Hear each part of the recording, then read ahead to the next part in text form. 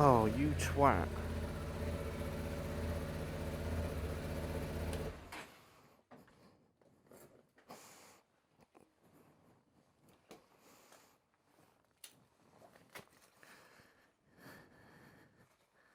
See what I'm talking about, Derek? Every effing time.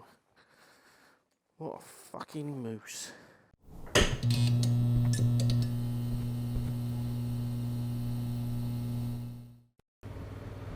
Why, hello! How the devil are we? Good. So what am I up to? I don't fucking know. Oh no. I forgot this. I forgot about this. This is going to be hell on earth for ages. They're doing gasworks.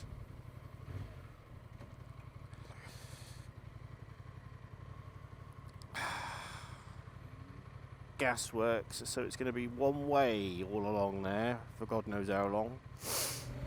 Right, so what am I up to? As I said, I don't effing know.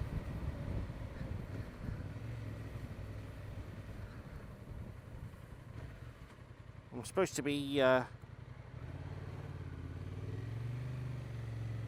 on Friday. Oh, on Friday.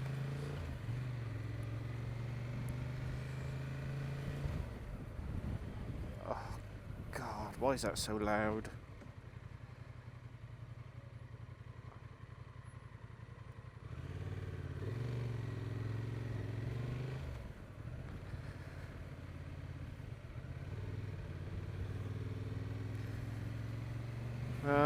Right. Let's try and pick this up again. So I'm supposed to be going out Friday. Meet up with Derek.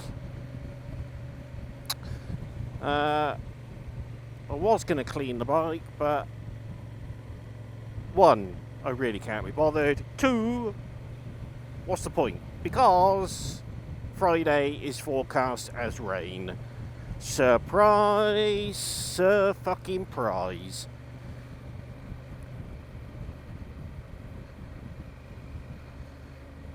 So there's no point in cleaning it. But I did do the chain. Well, I oiled the chain. Cleaned it.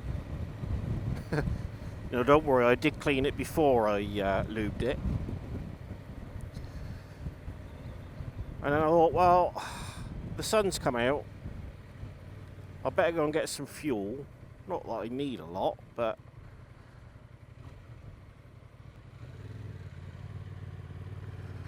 I just will do it now so that I'm ready to go Friday.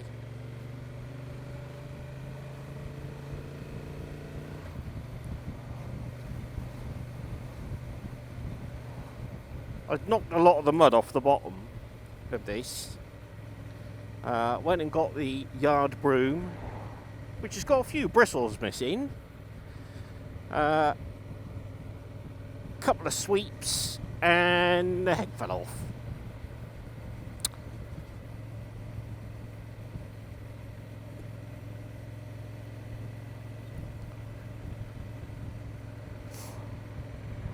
Anyway, the sun's out, so I thought I better get out at night and just do some, at least ride the bike. Doesn't matter if I don't go anywhere particular, just out on it, make use of it. Well, I've caught up with a few videos. Nick, Silver Fox, I did watch yours, but I was watching it on the telly. And of course you can't comment from the telly, and my phone was in the other room, and then I forgot all about it, so... But, yeah, nice trip out.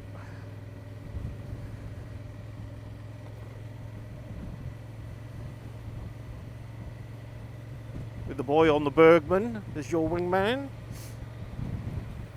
I saw Fillingham's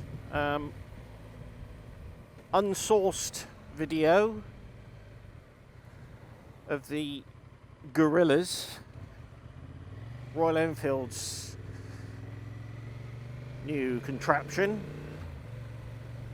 And you do wonder at people. So they're clearly on the continent. And people are asking in the comments, is the speed in miles an hour or kilometres an hour? Well, when it's showing 108, I can assure you they're not doing 108 miles an hour.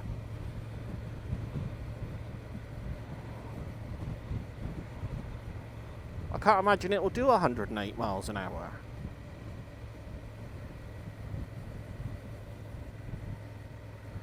I don't know. It takes all sorts to make the world go round.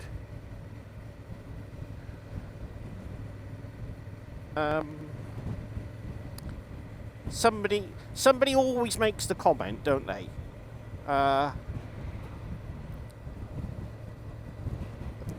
Somebody always makes the comment about how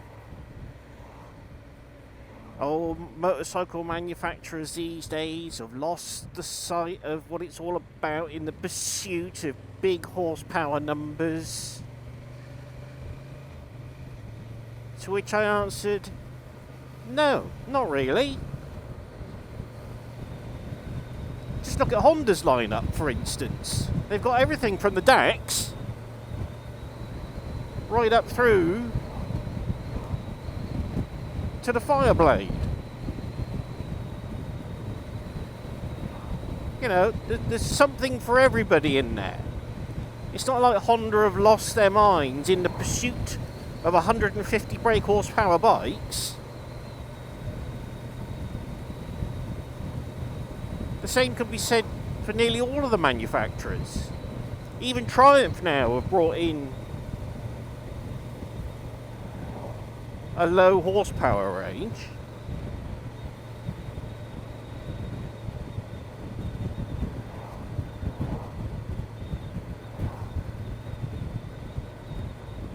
And it's, I don't know,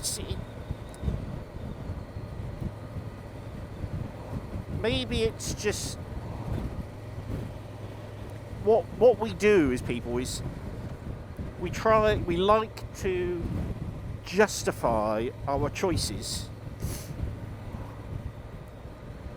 So if you've chosen a 20 horsepower bike, you will of course adopt the philosophy that you don't need any more than 20 brake horsepower. You can have plenty of fun with 20 brake horsepower.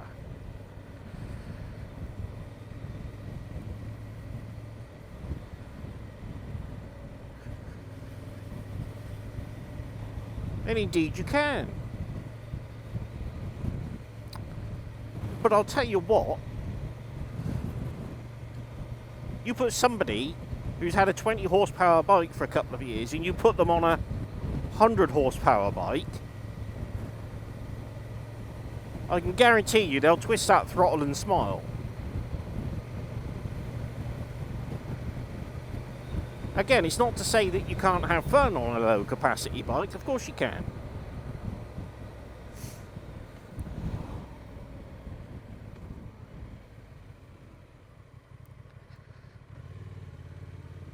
And yeah, one of the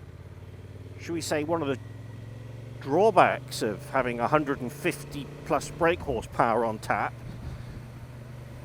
is that, of course, the temptation is there to be always twisting the throttle,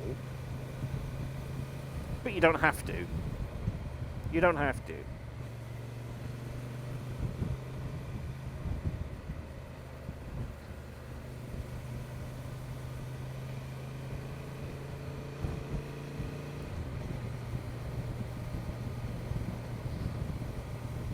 And plenty of people say, oh, you don't need, why do they make bikes or cars with all this horsepower? You don't need it. On a motorbike, 40 horsepower is more than enough. You shouldn't need anything more. True. But I bet you some of those people are sat in front of a 50 or a 60 or an 80-inch television screen. They don't need that. We managed alright years ago without televisions of that size. But it's nice to have, isn't it? It's a luxury. They don't need the latest iPhone.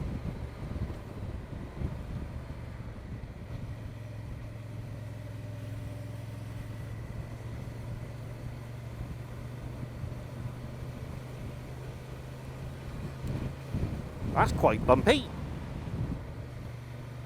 Now, talking of bumpy, ha ha, Burke alert.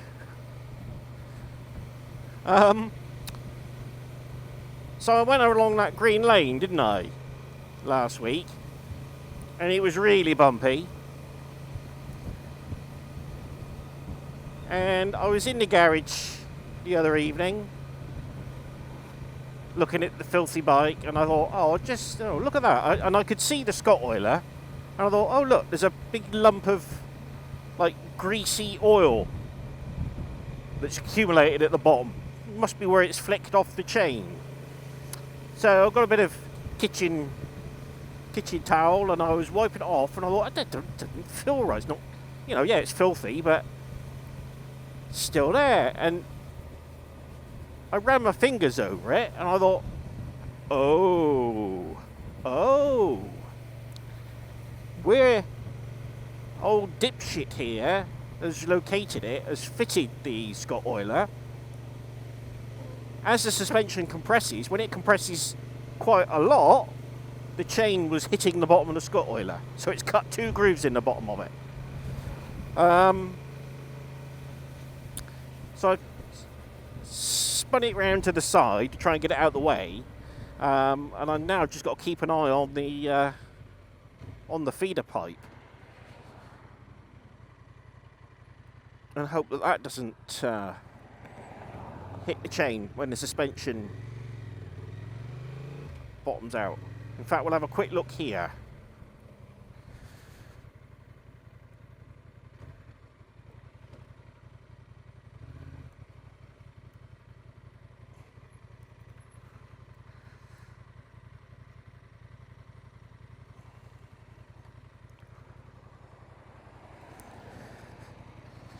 How are we doing? How are we diddly doing? Yep. There we go. Come off. If you can see that.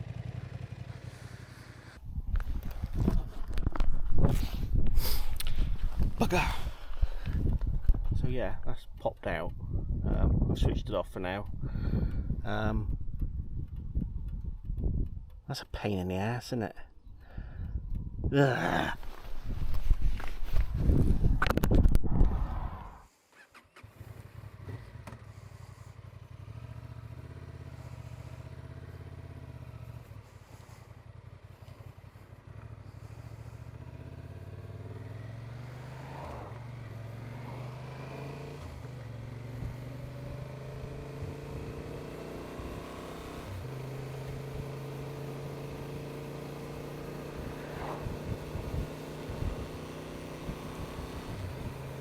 Splendid!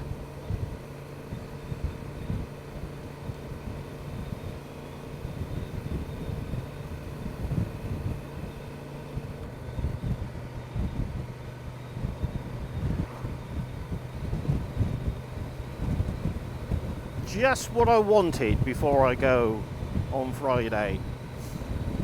So I'm going to have to think of a way around this.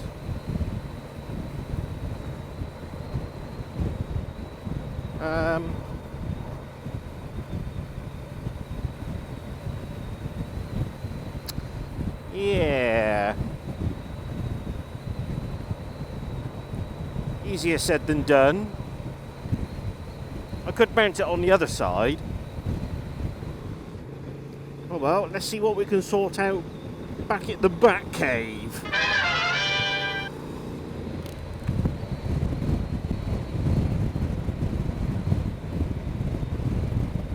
But why does I assume they all want to turn left. You see, both lanes are straight on.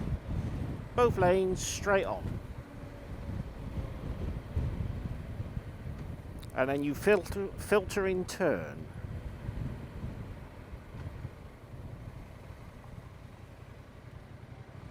Any lane will do.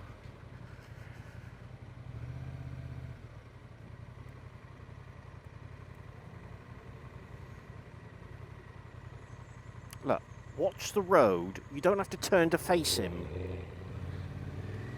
You can listen with your ears rather than your eyes.